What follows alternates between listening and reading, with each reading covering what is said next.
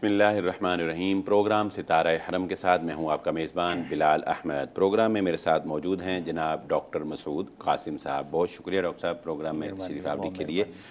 ناظرین اکرام، اگر ہم بات کریں نبی صلی اللہ علیہ وآلہ وسلم کی زندگی کی، تو آپ صلی اللہ علیہ وآلہ وسلم کی زندگی میں ایک بالخصوص ایک حصہ اور ایک چیپٹر ہمیں وہ غزوات کا نظر آتا ہے۔ جی ہاں، اللہ کے نبی صلی اللہ علیہ وآلہ وسلم نے خود جو ہے وہ سپہ سالار کی حیثیت سے غزوات میں شرکت کی۔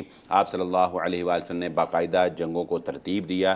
کفار کی جانب سے ہونے والے حملوں کا مقابلہ نبی صلی اللہ علیہ وآلہ وسلم نے اور آپ کے صحابہ نے بہادری کے ساتھ کیا، جس کی منظر کشی کرتے ہوئے اقبال نے کہا تھا کہ کافر ہے تو شمشیر پہ کرتا ہے بھروسہ، اور مومن ہے تو بے تیغ بھی لڑتا ہے سپاہی۔ انہی غزوات میں سے آج ہم نے شوال کے مہینے کی مناسبت سے غزوہ احد کا انتخاب کیا ہے۔ جی ہاں، شوال کے مہینے میں چونکہ غزوہ احد کا معرکہ پیش آیا، ڈاکٹر صاحب سے جانیں گے کہ یہ معرکہ کیوں پیش آیا اور اس کے کیا محرکات تھے، کیوں جو ہے وہ اسباب بنے اور یہ نبی صلی اللہ علیہ وآلہ وسلم کو مدینہ سے نکل کر کفار کے ساتھ جنگ کرنی پڑی۔ جی ڈاکٹر صاحب فرمائیے گا کہ غزوہ احد جو ہے اس کا پس منظر کیا ہے، کیوں یہ جنگ جو ہے وہ پیش آئی؟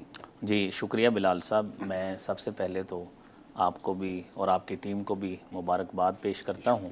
الحمدللہ رمضان میں آپ نے بڑے اچھے ماشاءاللہ مختلف ایشوز پہ شو کیے ہیں۔ بہت شکریہ۔ اچھا، بات یہ ہے کہ اس میں جو شوال کے مہینہ 3 ہجری میں نبی کریم صلی اللہ علیہ وآلہ وسلم نے اپنے رفقائے کار کے ساتھ، صحابہ کرام کے ساتھ، مجاہدین کے ساتھ کفار کے خلاف ایک بہت بڑی جنگ لڑی ہے جسے غزوہ احد کہا جاتا ہے۔ جی بلال صاحب، مغازی میں یعنی غزوات میں ایک اصول ہے کہ پچھلی جو بھی جنگ ہوتی ہے اس کے جو نتائج ہوتے ہیں وہ اگلی جنگ کے اسباب و محرکات بنتے ہیں، وہی اس کے یعنی پری ریزنز ہوتی ہیں اور اسی کے بنا پر ہی وہ اگلی جنگ لڑی جاتی ہے۔ آپ جانتے ہیں کہ غزوہ بدر میں وہ نبی کریم صلی اللہ علیہ وآلہ وسلم نے جو جنگ لڑی ہے اس کو جنگ کو قرآن کریم میں یوم الفرقان بھی کہا جاتا ہے، اور وہ جنگ حق و باطل کا ایک پہلا معرکہ تھا۔ اس جنگ میں بڑے بڑے سردار قریش کے مارے گئے، جس میں ابو جہل بھی قتل ہوا، عتبہ قتل ہوا، اس کا بیٹا ولید قتل ہوا، پھر شیبہ قتل ہوا۔ یہ بڑے بڑے سرداران تھے جو اس میں قتل ہوئے۔ تو اب یہ بڑا ایک سب سے بڑی وجہ یہ تھی غزوہ احد کے حوالے سے کہ انہوں نے اپنے سرداران کے قتل کا ریونج لینا تھا، بدلہ لینا تھا کہ ہمارے بڑے بڑے سردار جو تھے وہ اس جنگ میں قتل ہو گئے۔ دوسری وجہ جو اس میں سیرت نگار بیان کرتے ہیں وہ یہ ہے کہ عرب لوگ، یہ جو سرداران تھے، ان کے علاوہ جو دیگر ان کے بعد جو سردار بنے، ان کے ایک سٹیٹس تھا اس پورے معاشرے میں، وقار تھا کہ یہ لوگ بہت بڑے جنگجو بھی ہیں، یہ بڑے بڑے تیر انداز بھی ہیں، اور ان کا ایک سٹیٹس تھا اس معاشرے میں۔ لیکن وہ ایک مختصر سی فوج جو مسلمانوں کی تھی 313 کی تعداد میں، وہ ان سے شکست کھا گئے۔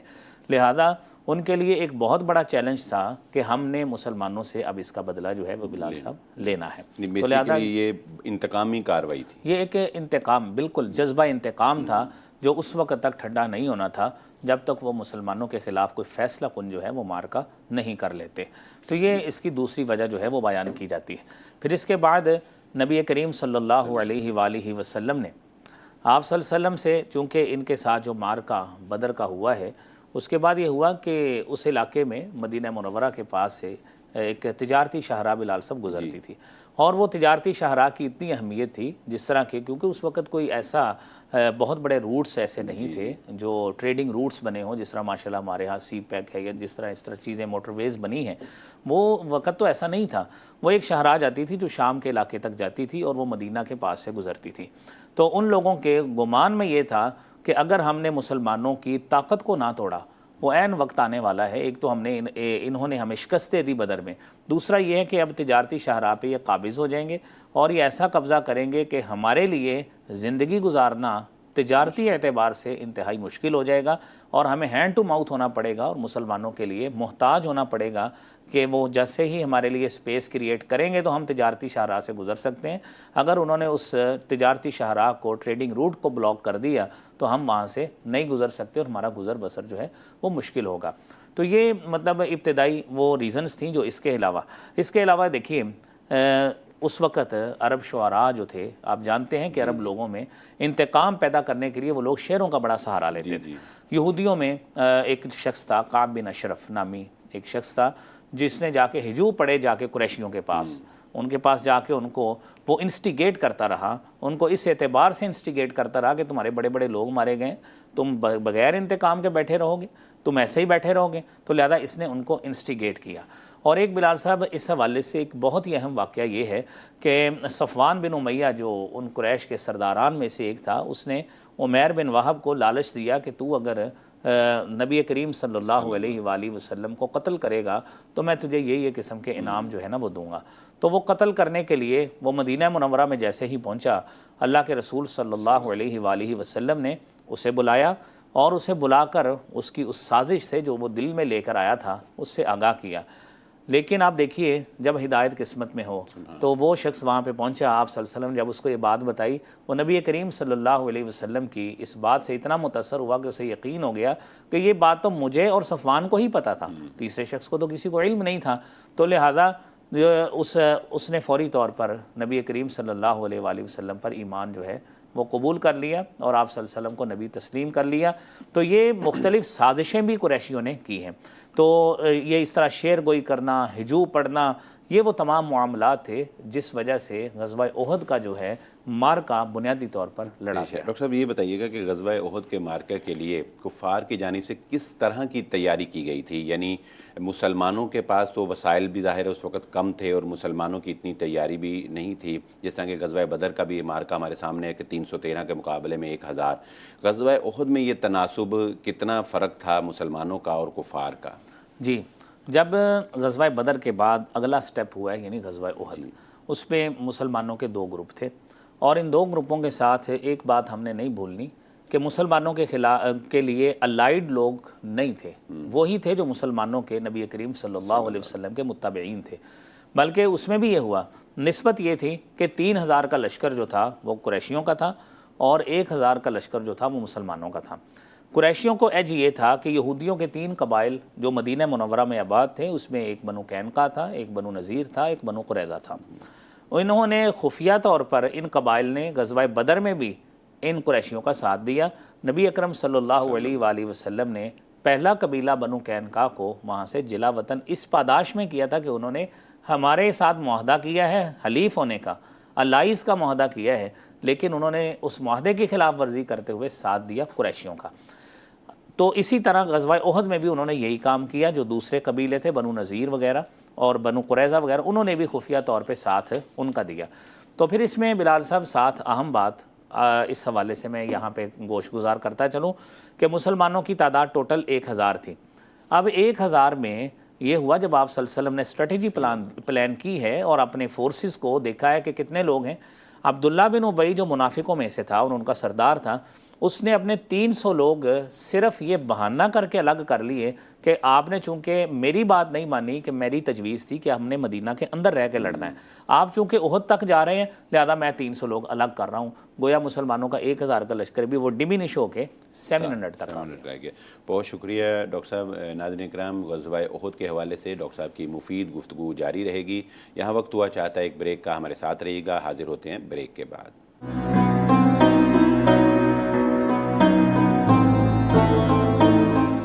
ویلکم بیک ناظرین، پروگرام ستارہ حرم میں ہماری گفتگو ڈاکٹر صاحب سے غزوہ احد کے بارے میں جاری ہے۔ ڈاکٹر صاحب، غزوہ احد حق و باطل کا ایک بڑا اہم مارکہ ہے۔ اس کا نام یقیناً احد پہاڑ کے قریب ہونے کی وجہ سے یہ غزوہ احد کے نام سے موسوم کیا جاتا ہے۔ آپ ذرا ہمارے ناظرین کو یہ بتائیے گا کہ نبی صلی اللہ علیہ وآلہ وسلم نے کس حکمت کے ساتھ اپنی سپہ سالارانہ صلاحیتوں کو بروئے کار لاتے ہوئے مسلمانوں کے لشکر کو ترتیب دیا، اور کفار کا لشکر جو ہے وہ کس طرف تھا، مسلمانوں کو کیا بینیفٹس تھے، اور کس طرح مسلمان جو ہے وہ جنگ کے اندر پہلے ہی حملے میں یا پہلی ہی لڑائی میں کافروں کے اوپر غالب رہے؟ جی شکریہ۔ دیکھیے بلال صاحب، احد جس طرح آپ نے خود فرمایا، یہ احد پہاڑ کی مناسبت سے یہ جنگ موسوم ہے۔ نبی اکرم صلی اللہ علیہ وآلہ وسلم، آپ صلی اللہ علیہ وسلم پہنچے ہیں احد پہاڑ کی اس جگہ پر اور اس کے میدان میں۔ اور آپ کی بیک پر احد پہاڑ کا سلسلہ تھا، احد کا جو پہاڑی سلسلہ ہے وہ آپ کی بیک پہ تھا۔ یہ لوگ وہاں پہ پہنچے، آپ علیہ الصلاۃ والسلام کو سب سے پہلے، یعنی بات یہ بھی ہم ناظرین کو بتاتے ہیں کہ آپ کو یہ کیسے معلوم ہوا کہ قریشی جو ہیں وہ وہاں سے روانہ ہو چکے۔ آپ صلی اللہ علیہ وسلم کے چچا حضرت عباس رضی اللہ تعالیٰ عنہ مسلمان ہو گئے تھے، وہ وہیں پہ تھے ادھر مکہ میں۔ انہوں نے بذریعہ قاصد انہوں نے اطلاع بھیجی نبی کریم صلی اللہ علیہ وآلہ وسلم کو کہ قریشیوں کے پلان تو اس طرح کے ہیں کہ وہ تو آپ کے خلاف جنگ لڑنے کے لیے وہ بالکل تیاری میں مصروف ہیں، تو لہذا آپ اس حوالے سے اپنا جو ہے نا پلان یا اسٹریٹجی جو ہے وہ ترتیب دے لیں۔ آپ خیر آپ نے ساری وہ فورسز ترتیب دی، اور وہ ہم نے ذکر کر لیا کہ کس طرح 1000 سے ڈیمینش ہو کے 700 تک جو ہے وہ لشکر رہ گیا۔ وہاں پہ پہنچے، آپ علیہ الصلاۃ والسلام نے فورسز ڈپلوائے کی۔ اب یہ آپ صلی اللہ علیہ وسلم کی سپہ سالاری، آپ کا کمانڈر ان چیف ہونا، یہ اس کی ایک درخشندہ مثال ہے کہ آپ صلی اللہ علیہ وسلم نے جو اپنی جنوبی جانب، جو احد پہاڑ کی جنوبی جانب ایک درہ تھا، وہاں پہ آپ صلی اللہ علیہ وسلم نے اپنے ایک جان نثار صحابی حضرت عبداللہ بن جبیر رضی اللہ تعالیٰ عنہ کی قیادت میں 50 جو تیر انداز تھے، آرکرز تھے، ان کو آپ نے متعین کیا، اور آپ نے ان کو انتہائی سختی کے ساتھ پابند کیا کہ ہمیں فتح ہو، ہمیں شکست ہو، ہمیں پرندے بھی نوچ جائیں، آپ نے اپنی جگہ سے نہیں ہلنا جب تک میری طرف سے آرڈر نہیں آ جاتا، اس وقت آپ نے اپنی جگہ نہیں چھوڑنی۔ اب آپ صلی اللہ علیہ وسلم نے یہ ساری ترتیب دے لی، اور یہ بے آئینی ہی اسی طرح ترتیب ہے۔ آج یہ چیزیں ماڈرنائز ہو گئی ہیں، جس طرح ہماری آرمی میں انفینٹری ہے، آرٹلری ہے، یہ یعنی کوئی پیدل فوج ہے، کوئی اسی طرح توپ خانہ ہے۔ اس وقت یہ بڑے اسلحہ خانے تو نہیں ہوتے تھے، لیکن یہ تھے کوئی تیر انداز سے، کوئی پیدل فوج ہوتی تھی، کوئی شمشیر زن لوگ ہوتے تھے، تو اس طرح کر کے فوج کی ترتیب ہوتی تھی۔ آپ علیہ الصلاۃ والسلام نے اسی طرح ہی وہ اپنی فوج کو ترتیب دیا ہے۔ ڈاکٹر صاحب، اس جنگ میں ایک ٹرننگ پوائنٹ آتا ہے، اچانک جو ہے وہ آپ دیکھتے ہیں کہ مسلمانوں کی فتح جو ہے گویا وہ شکست کے اندر تبدیل ہو جاتی ہے۔ اس کی کیا وجوہات بنی تھیں، اور کفار کی جانب سے حضرت خالد بن ولید رضی اللہ تعالیٰ عنہ نے کس طرح اس کو بھانپا، اور کس طرح مسلمانوں کی شکست جو ہے وہ فتح جو ہے وہ شکست کے اندر بدلی؟ اور یہاں ہمارے ناظرین کو یہ ضرور بتاتے چلے جائیے گا کہ وہ 50 تیر انداز جو ہیں ان کا اپنی جگہ کو چھوڑنا، ان کا یہ عمل کیسا تھا؟ کیا ہم ان کے اس عمل پر ان کو تنقید کا نشانہ بنا سکتے ہیں؟ کیا ہم یہ کہہ سکتے ہیں کہ جی انہوں نے بہت بڑی غلطی کی، انہوں نے بہت بڑی کوتاہی کی؟ یا یہاں پر ایک جملہ بولا جاتا ہے مال غنیمت لوٹنے کے لیے، اس جملے کی بھی ذرا وضاحت ضرور کی۔ جی دیکھیے، ہم یہ کافی 3-4 پوائنٹس ہو گئے، ہم ایک ایک کر کے اس کو ایلیبوریٹ کرتے ہیں۔ دیکھیں، پہلی بات ہے، جنگ جب شروع ہوئی تو ابتدا میں جس طرح اس وقت دو بدو جنگیں ہوتی تھیں، تو نبی کریم صلی اللہ علیہ وسلم کے صحابہ کرام نے قریش کے بڑے سردار طلحہ بن طلحہ عبد دری اور دیگر جو ان کے سرداران یا جو ان کی طرف سے جو پہلا جو حملہ آور جو آئے ہیں، انہوں نے ان کو قتل کر دیا۔ ابتدا میں قریش کے بڑے بڑے لوگ جو تھے وہ مارے گئے۔ اب یہ جنگ میں بہت بڑی چیز تھی کہ ابتدا میں ہی ان کے بڑے جنگجو مارے گئے، انہوں نے آہستہ آہستہ جو ہے نا وہ ریٹریٹ کرنا شروع کر دیا، پسپائی اختیار کرنا شروع کر دی۔ جیسے ہی پسپائی اختیار کرنا شروع کی تو مسلمانوں نے مال غنیمت جو ہے وہ اکٹھا کرنا شروع کر دیا۔ آپ کی وہ ضمناً بات کہ مال غنیمت لوٹنا، یہ انتہائی اہمیت کی بات ہے بلال صاحب۔ دیکھیے، یہ جہالت ہے انتہائی کہ ہمیں اپنی مسلمانوں کی روایات کا ہی علم نہیں ہے کہ ہم آپ صلی اللہ علیہ وسلم کے لیے کیسے الفاظ استعمال کرتے ہیں۔ قرآن کہتا ہے وَاعْلَمُوا أَنَّمَا غَنِمْتُم مِّن شَيْءٍ فَأَنَّ لِلَّهِ خُمُسَهُ وَلِلرَّسُولِ وَلِذِي الْقُرْبَىٰ، کہ یہ جو مال غنیمت ہے اس کا جو خمس ہے وہ اس کی تقسیم جو 10ویں سپارے کے شروع میں بتائی گئی۔ نعوذ باللہ، جو اللہ کے لیے حصہ یا اللہ کے رسول کا حصہ ہے اس کو لوٹا جاتا ہے، نعوذ باللہ۔ یہ انتہائی جہالت ہے، وہ کوئی بھی کہے، وہ عام آدمی کہے وہ بھی جاہل ہے، وہ ریاست کا حکمران اگر کہے لوٹنے کے لیے وہ اکٹھے ہوئے وہ بھی جہالت ہے۔ یہ اپنی سٹڈی کو وہ وسیع کرنا چاہیے، اور اس حوالے سے اللہ سے توبہ کرنی چاہیے کہ ہم نے اللہ اور اس کے رسول کے لیے لوٹنے کا لفظ استعمال کیا، اور کیا بھی ان کے لیے جن کے حوالے سے آپ نے خود ضمناً بات کی کہ ان کے لیے شریعت کیا کہتی ہے۔ دیکھیے، عبداللہ بن جبیر رضی اللہ تعالیٰ عنہ ان کو پیچھے سے بلاتے رہے کہ اللہ کے رسول صلی اللہ علیہ وسلم نے تمہیں منع کیا تھا اپنی جگہ کو مت چھوڑیے، لیکن چونکہ وہ ایک ظاہری طور پر جنگ فتح بن گئی تھی، فتح سی بن گئی تھی، تو انہوں نے تھوڑا سا ڈھیلا پن دکھایا. یہ کہہ سکتے ہیں کہ ان کی اس وقت اپنے امیر کی بات میں ماننے میں انہوں نے سستی اختیار کی. لیکن قرآن کریم نے بلال صاحب سورہ آل عمران میں 2 مرتبہ فرمایا وَلَقَدْ عَفَا اللَّهُ عَنْهُمْ وَلَقَدْ عَفَا اللَّهُ عَنْهُمْ، کہ اللہ تعالیٰ نے ان کو پھر معاف کر دیا، معاف کر دیا. ہمیں سمجھ نہیں آتی کہ ہمیں کسی بھی گناہ کا سرٹیفکیٹ آگے معافی کا ہمارے پاس ہے ہی نہیں ہے. ہم تو گناہ گار لوگ ہیں، اور ہم ان ہستیوں کے بارے میں بات کریں کہ جن کے حوالے سے قرآن نے کہا کہ عفا اللہ عنہم، ان کو معاف کر دیا. نبی صلی اللہ علیہ وسلم نے فرمایا نا کہ التائب من الذنب کمن لا ذنب له، کمن لا ذنب له. جب گناہ معاف ہو گیا تو اب آپ اس پہ اس کو دوبارہ اس کو تنقید کرنا یا اس کو دوبارہ ریلائز کروانا کہ تم نے ایسے کیا، یہ ویسے ہی ہمارا دین اسلام اس کی اجازت نہیں دیتا. ہاں بلال صاحب دیکھیے سورۃ حجرات میں اللہ رب العالمین نے مومنوں کی کتنی پیاری تعریف کی ہے، ان لوگوں کی. انما المؤمنون الذین آمنوا باللہ ورسول، اللہ اور اس کے رسول پر ایمان لائے، ثم لم یرتابوا، شک میں نہیں پڑے ساری زندگی کہ دیکھیے جی ہم ہر مرتبہ آپ ہمیں لڑنے کے لیے بھیج دیتے ہیں. کبھی نہیں، آپ کے مشن میں شک نہیں کیا، آپ کے منہج میں شک نہیں کیا، آپ کی شریعت کے فالوئنگ میں شک نہیں کیا. وجاہدوا باموالہم وانفسہم، اپنے مال جان اللہ کے راستے میں پیش کی. اللہ کہتے ہیں اولئک هم الصادقون، یہ دعوے میں سچے لوگ ہیں. ڈاکٹر صاحب یہ فرمائیے گا کہ یہ اسی جنگ کے اندر ایک بغدر کی کیفیت اس وقت بھی پیش آئی کہ جب نبی صلی اللہ علیہ وآلہ وسلم کی شہادت کی افواہ جو ہے وہ پھیلائی گئی. یہ افواہ کیسے پھیل گئی، کیا وجہ بنی اور مسلمان جو ہے بکھلا گئے؟ اصل بلال صاحب اس جنگ میں نا ایک 2 واقعات بڑے عجیب سے ایسے ہوئے. مثلا کفار کی طرف سے ابو عامر راہب نامی ایک شخص نے ایک گھڑا سا کھودا، ایک گھڑا کھود کے نا اس نے اس کو نا ڈکن سا عارضی سا لگا دیا، جس طرح ہمارے ہاں کوئی بارودی سرنگیں بچھائی جاتی ہیں. نبی کریم صلی اللہ علیہ وسلم کا پاؤں اس جگہ پہ آ گیا، آپ اس گھڑے میں گر گئے. آپ صلی اللہ علیہ وسلم گھڑے میں گرے تو آپ کو وہاں سے حضرت ابوبکر صدیق اور حضرت علی نے پکڑ کر وہاں سے نکالا. ایک بات. دوسرا یہ کہ جب آپ نکلے ہی ہیں تو کفار کی طرف سے ایک پتھر آیا جو آپ کے دندان مبارک پر لگا اور آپ کا دانت شہید ہوا. جو جس سے بگدڑ مچی ہے نا، بگدڑ بلال صاحب، اس کی وجہ یہ تھی کہ اللہ کے رسول صلی اللہ علیہ وسلم کی شہادت کی خبر پھیل گئی. وہ تھے حضرت مصعب بن عمیر رضی اللہ تعالیٰ عنہ کی وہاں پہ شہادت ہوئی تھی.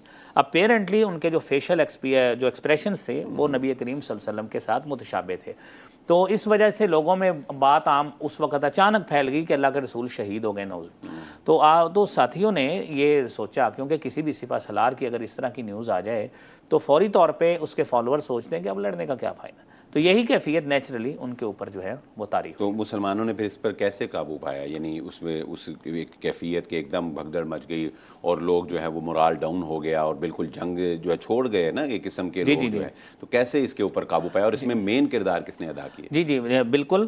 اس میں حضرت ابو دجانہ انصاری رضی اللہ تعالیٰ عنہ، حضرت طلحہ رضی اللہ تعالیٰ عنہ، انہوں نے سب سے پہلے اللہ کے رسول صلی اللہ علیہ وسلم کے گرد حصار بنایا، آواز دی کہ اللہ کے رسول صلی اللہ علیہ وسلم یہاں پہ. اور اس میں تفسیری روایات میں، تاریخی روایات میں یہ حضرت عمر فاروق کا نام بھی آتا ہے، حضرت ابوبکر صدیق کا بھی آتا ہے کہ ان لوگوں نے بتایا کہ اللہ کے رسول صلی اللہ علیہ وسلم موجود ہیں. اور اس میں بلال صاحب سب سے اہم بات یہ جہاں سے مسلمانوں کے حوصلے ٹوٹنے کے حوالے سے اہم پوائنٹ یہ ہے، نبی صلی اللہ علیہ وسلم کے چچا حضرت حمزہ رضی اللہ تعالیٰ عنہ کی شہادت ہے.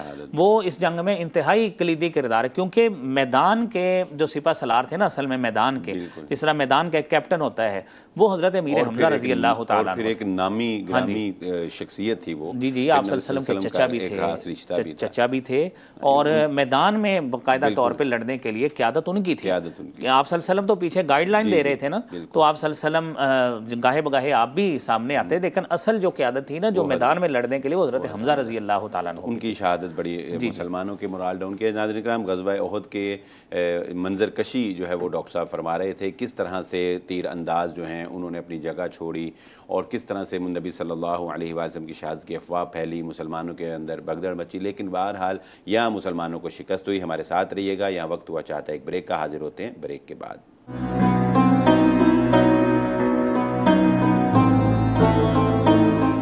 वेलकम बैक नाजरीन। प्रोग्राम सितारे हरम में हमारी गुफ्तगू ग़ज़वा उहद के हवाले से जारी है। डॉक्टर साहब फरमाइएगा, ग़ज़वा उहद में जब अल्लाह के नबी सल्लल्लाहु अलैहि वसल्लम के दंदान मुबारक शहीद हुए और इसी तरह आप सल्लल्लाहु अलैहि वसल्लम के माथे पर भी चोट आई, तो कौन थी जिन्होंने आगे बढ़कर नबी सल्लल्लाहु अलैहि वसल्लम की मरहम पट्टी का अहतमाम किया? क्या ये वाक़या है पूरा? जी देखिए, इसमें कोई शक नहीं है कि ये दीन इस्लाम की एक जद्दोजहद थी इस्लाम की सरबुलंदी के लिए। तो इसमें जहाँ पे मर्द सहाबाए किराम ने अपनी बहादरी के जौहर दिखाए हैं, जिसमें हज़रत अबू दुजाना अंसारी रज़ी अल्लाह तआला अन्हु, हज़रत तलहा रज़ी अल्लाह तआला अन्हु, जिन्होंने अपना सीना आगे कर दिया कि जो तीर पड़ेगा वो यहाँ पे पड़ेगा, अल्लाह के रसूल सल्लल्लाहु अलैहि वसल्लम को हमने हसार देकर महफूज बनाना है। आपकी बेटी, आपकी लख्त जिगर सैयदा फ़ातिमातुज़ ज़हरा रज़ी अल्लाह तआला अन्हा, आपका जिगर गोशा, जिसने वहाँ पे आप सल्लल्लाहु अलैहि वसल्लम के ज़ख्मों को आपके लिए चटाई वहाँ पे बांधी और जो भी जिस तरह ज़ख़म को मुंदमिल किया जा सकता था आपकी मरहम पट्टी की और आपके लिए इस तरह बैंडेजेस करके आप सल्लल्लाहु अलैहि वसल्लम को राहत पहुँचाने की कोशिश की। ये सच्ची बात है, ये बेटियों का बाप के लिए एक वालिहाना अक़ीदत, वालिहाना मोहब्बत, प्यार और जो एक क़ल्बी ताल्लुक़ का रिश्ता होता है, ये उसका एक मज़हर था। यहाँ पे ये भी बात देखें आपके, अगर नबी सल्लल्लाहु अलैहि वसल्लम एक लीडराना हैसियत से हम आपकी ज़िंदगी का मुशाहिदा करें तो आप एक लीडर भी हैं उस वक़्त, आप एक सिपा सालार भी हैं उस वक़्त, और आप सल्लल्लाहु अलैहि वसल्लम को अपनी बेटी से शदीद मोहब्बत भी है। इसके बावजूद जंग के अंदर नबी सल्लल्लाहु अलैहि वसल्लम अपनी बेटी को अपने साथ लेकर गए हैं। मेरा ख्याल है कि इससे बड़ी मिसाल और क्या हो सकती है। ये दीन इस्लाम के लिए असल एक ताल्लुक़ और कमिटमेंट की मिसाल है कि आप सल्लल्लाहु अलैहि वसल्लम ने दीन इस्लाम की कमिटमेंट के लिए, यानी उससे वाबस्तगी, एहतिसाम उसके साथ वाबस्तगी ऐसी थी कि आप अपनी बेटी को भी साथ ले गए कि इस दीन की सरबुलंदी के लिए इनको भी मसाई जो है ना वो कभी भी सारी ज़िंदगी अब निगलेक्ट नहीं किया जा सकता। डॉक्टर साहब ये फरमाइएगा, इस जंग की रोशनी में तो आज भी फ़ौज के अंदर ख़वातीन की जो नुमाइंदगी है, क्या वो उसकी कोई हैसियत है, वो होनी चाहिए? जी डेफिनेटली जी, आज भी हमारी माशाल्लाह पाकिस्तानी फ़ौज में अभी हम 23 मार्च पे जो परेड हर साल होती है उसमें हम देखते हैं कि ख़वातीन, हमारी मुस्लिम ख़वातीन, एक तो खुशी होती है सच्ची बात है देख के कि उन्होंने बड़े अच्छे तरीके से गाउन्स का ये जो ऊपर अपने सर ढांपने का अहतमाम, और फिर हमारी पाकिस्तान की जो आर्मी की कैप्स हैं, एक इंडिकेशन वो होती है, परेड करती हैं। और इसमें ज़्यादातर जो है ना ये उसमें इंजीनियरिंग कोर में, मेडिकल कोर में इनकी एनरोलमेंट होती है और वहीं पे इनकी ज़रूरत होती है, ज़्यादातर ये उसमें होती हैं।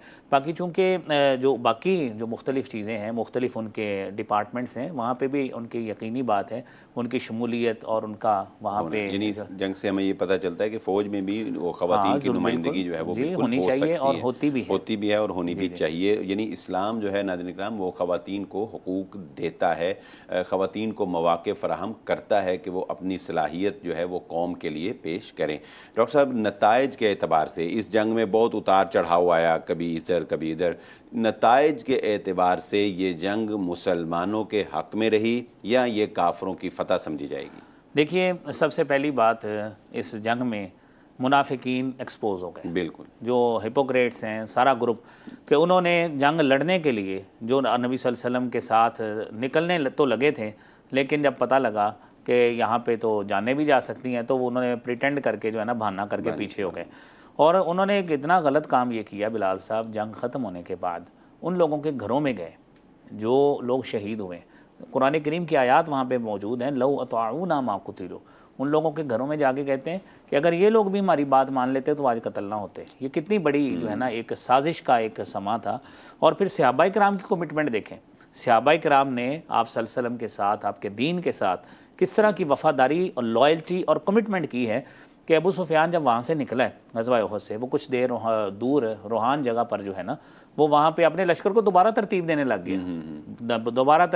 गया। मुसलमानों को इल्म हुआ ये हमराउल असद जो मदीना से तकरीबन 8 मील के फासले पे है, ये वहाँ पर इन्होंने वहाँ तक उसका ताक़ुब किया, लेकिन वो उसने अपनी जो है ना तरतीब फिर ख़त्म कर दी कि मैं जो है ना अब फ़ौरी तौर पर लड़ने के काबिल नहीं हूँ। यानी ये काम देखिए, एक तरफ सहाबाए किराम का ये रवैया है और दूसरी तरफ मुनाफिकीन का जो रवैया है वो इब्तिदा से ही भाग गए। और अगला काम कि उन लोगों के घरों में जाके उनके ज़ख्मों को हरा करना और इस तरह की बातें करना, एक बात। दूसरा काम ये हुआ कि हमारे लिए, मुसलमानों के लिए एक बड़ी अहम बात बताई गई कि जो है ना जी, नबी करीम सल्लल्लाहु अलैहि वसल्लम की इताअत اور آپ کی نافرمانی ان کے ساتھ ایک لمحے میں کایا پلٹ سکتی ہے۔ دیکھیے آپ صلی اللہ علیہ وسلم نے کتنے پابندی کے ساتھ اور کتنے وثوق کے ساتھ اور کتنے انسسٹ کر کے کہا تھا آپ نے ہلنا نہیں ہے۔ جیسے ہی ہلے، خالد بن ولید جو اس وقت مسلمان نہیں تھے، ایک بہت بڑے جنگجو تھے، بڑے کمانڈر تھے، انہوں نے پیچھے سے حملہ کر دیا، جس سے مسلمانوں میں ایک بھگدڑ سی کیفیت جو ہے نا وہ مچ گئی۔ پھر اس کے ساتھ ایک تیسرا بڑا نتیجہ یہ ہوا کہ یہودیوں کو مزید ایکسپوز کر دیا گیا، یعنی وہ اپنے رویوں سے ایکسپوز ہوئے کہ ان کا جو دوسرا قبیلہ بنو نذیر تھا، انہوں نے اس وقت کھل کر جو ان کا قریشیوں کا ساتھ دیا، مسلمانوں کے خلاف جو ہے وہ انہوں نے جو ہے نا یہ کام کیا، تو وہ ایکسپوز ہو گئے۔ اب جو ان کے بعد ہوا وہ سارا سورہ حشر میں بیان ہے کہ کس طرح یہ لوگ قلعہ بند ہوئے، کس طرح ان کے ساتھ جو ہے نا وہ معاملہ کیا گیا۔ پھر اس میں مال کی محبت جو ہے، مال کی محبت، اس کی ممانعت مدنی صورتوں میں پھر کی گئی، تاکہ یہ جو وقتی طور پر ایک مال کی طرف ایک رغبت آئی تھی وہ دوبارہ نہ رہے۔ تو ڈاکٹر صاحب، شہادت تو مطلوب و مقصود مومن ہے، نہ مال غنیمت نہ کشور کشائی، لیکن کیا شہادت جو ہے اس پر ہمیں خوشی منانی چاہیے یا وہ بھی ایک غم کا عالم ہے؟ نبی صلی اللہ علیہ وآلہ وسلم نے جو شہادتیں ہوئی ہیں غزوہ احد میں، مدینہ میں جا کر ان پر آپ صلی اللہ علیہ وآلہ وسلم نے کیا ریئیکٹ کیا، کس طرح ان کو ڈیل کیا؟ کیا اسی طرح جس طرح کے کسی عام انسان کی وفات پر افسوس کیا جاتا ہے، 3 دن تک جو ہے وہ سوگ کیا جاتا ہے اور اس کے لیے دعائیں کی جاتی ہیں، اس کا جنازہ پڑھا جاتا ہے، اس کو غسل دیا جاتا ہے، یہ بھی ذرا تھوڑا سا اختصار سے بتا دیجیے گا کہ اس غزوہ میں جو شہید ہوئے تھے ان کے ساتھ شہادت کے بعد اسلام کیا تعلیمات دیتا ہے، ان کو کیا امتیازی حیثیت جو ہے وہ دی جاتی ہے؟ جی دیکھیے بلال صاحب، اس میں ہماری شریعت کی ایک جنرل تعلیمات ہیں، وہ ناظرین کے سامنے پیش کر دیتے ہیں۔ دیکھیے جان جاتی ہے نا، تو جان جس گھر سے جاتی ہے، یقینی بات ہے وہ جان گئی، ان کا تو ایک بڑا نقصان ہوا۔ قرآن کریم میں اللہ فرماتے ہیں وَلَنَبْلُوَنَّكُمْ بِشَيْءٍ مِّنَ الْخَوْفِ وَالْجُوعِ وَنَقْصٍ مِّنَ الْأَمْوَالِ وَالْأَنفُسِ وَالثَّمَرَاتِ، کہ ان سے آزمائش ہوتی ہے، لیکن یہ الگ بات ہے کہ اللہ رب العالمین نے جنگ میں لڑنے والے شہداء کے لیے ایک بہت بڑا منصب رکھا ہے۔ فرمایا لا تقولوا لمن يقتل في سبيل الله امواتا، ان کو مردہ نہ کہو بل احیاء، ان کی کیفیت اللہ کے ہاں زندہ والی ہے۔ عند ربهم يرزقون، وہ اپنے رب کے ہاں رزق ان کو دیا جاتا ہے، ان کے ہاں ان کا بہت بڑا مقام ہے۔ نبی اکرم صلی اللہ علیہ وآلہ وسلم کو یقینی بات ہے اس جنگ میں، چونکہ 70 کے قریب مسلمان جو تھے بلال صاحب اس میں شہید ہوئے ہیں، آپ کے چچا بھی اس میں شہید ہوئے، مصعب بن عمیر شہید ہوئے، عبداللہ بن جہش شہید ہوئے، اور بڑے جو ہے نا صحابہ کرام اس جنگ میں شہید ہوئے۔ تو نبی کریم صلی اللہ علیہ وآلہ وسلم نے، کیونکہ آپ نے جنازے کی بات کی، کیونکہ شہداء کا جنازہ نہیں ہوتا، تو ایسے شہداء کا جنازہ نہیں ہے، اللہ رب العالمین نے نہ حکم دیا ہے، نہ نبی کریم صلی اللہ علیہ وآلہ وسلم نے ایسا کوئی پرفارم کیا۔ ایک صحابی کے بارے میں کسی نے ایسے بات کی تھی، تو آپ صلی اللہ علیہ وسلم نے بات کہی کہ اگر آپ اس کے بارے میں رائے گئے، ہم اس کا جنازہ پڑھ کے اس کی مغفرت کروا لیتے ہیں، تو آپ صلی اللہ علیہ وسلم نے اس کا جنازہ پڑھ دیا تھا۔ تو اس لیے عمومی طور پر جو میدان کے شہداء ہوتے ہیں ان کا جنازہ نہیں ہوتا، لیکن یہ بات ضرور ہے کہ ایک گزند ہونا، نقصان ہونا، یہ تو غم کی کیفیت جو ہے نا وہ ہوتی ہے، لہذا اس چیز پہ مبارکیں دینا یہ مناسب نہیں ہوتا۔ بہت شکریہ ڈاکٹر صاحب۔ ناظرین اکرام، غزوہ احد کے بارے میں سیر حاصل گفتگو ڈاکٹر صاحب نے فرمائی، ہمیں گائیڈ کیا، ہماری رہنمائی فرمائی کہ اس کے محرکات کیا تھے، کیسے یہ پیش آیا، کیا اتار چڑھاؤ ہوئے، نتائج کے اعتبار سے یہ مسلمانوں کی فتح ہی تسلیم کی گئی تھی، اور کفار کے اوپر مسلمانوں کا جو رعب تھا، مسلمانوں کی جو ہیبت تھی، اس میں مزید اضافہ ہی ہوا تھا۔ پروگرام کا وقت ختم ہوا چاہتا ہے، آئندہ انشاءاللہ ایک نئے پروگرام کے ساتھ حاضر ہوں گے۔ اسی کے ساتھ اپنے میزبان بلال احمد کو اجازت دیجیے، اللہ حافظ۔